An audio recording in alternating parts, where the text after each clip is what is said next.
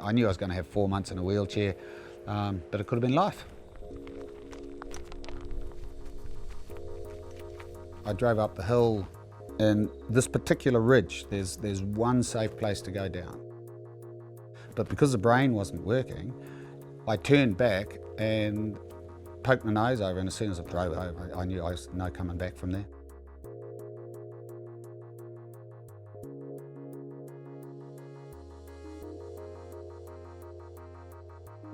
Went end over end and luckily catapulted me off, and then I scrambling, knowing there was a quad coming behind me, and then smack came down on top of my ankle and locked it under.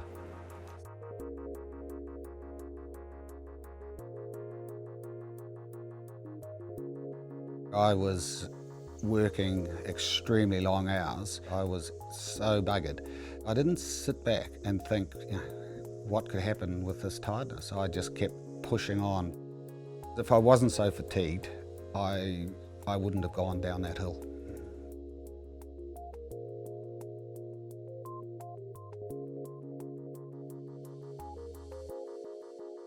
I think that's the trouble. We don't sit down and say, look, let's take 10 minutes to evaluate, where am I? What's our situation? You just keep bloody head down, ass up.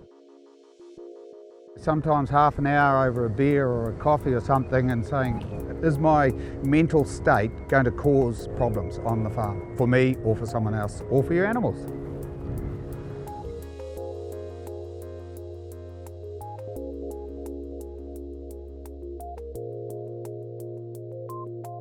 Please recognise that fatigue, but not only recognise when you're fatigued, but do something about it.